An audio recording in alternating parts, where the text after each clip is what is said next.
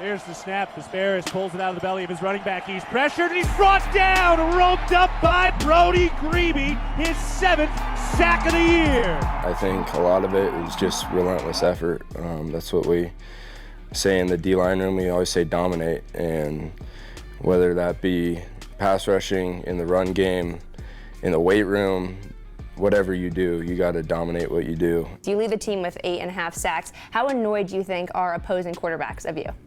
I hope they're pretty annoyed.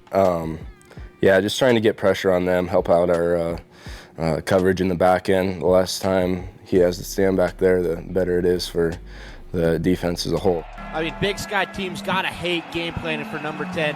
Brody Grebe is just fearless, reckless, and an emotional leader for this Bobcat defense. You mentioned the D-line being closer than ever this season since you've been here. What kind of clicked this season to change that? The way that the season ended last year started making us closer right away, because we came out of that SDSU game knowing that our D-line, we didn't feel like we played up to our standard.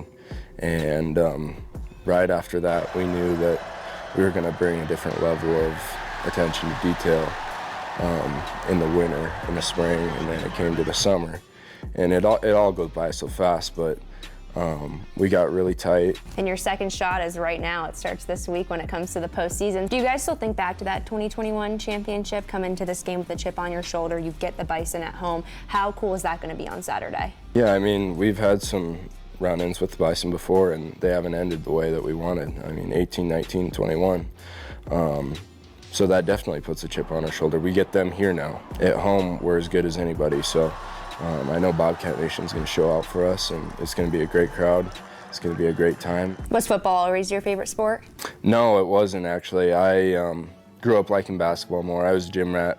My dad was the coach, like I said, before I was even born. So growing up, I was always in the gym with him. I helped manage. I hung out with the high schoolers and stuff like that, and I loved basketball. And really until maybe my junior year, I thought I was going to play basketball in college.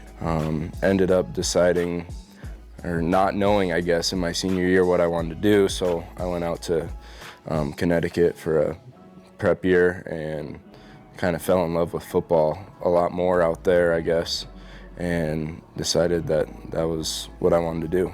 Can you tell me what it was like being a coach's kid growing up? It makes you tougher, I would say, and overall, they hold you to a higher standard, so you have to have that standard for yourself every day, in and out, or else it's not going to be a good day at practice.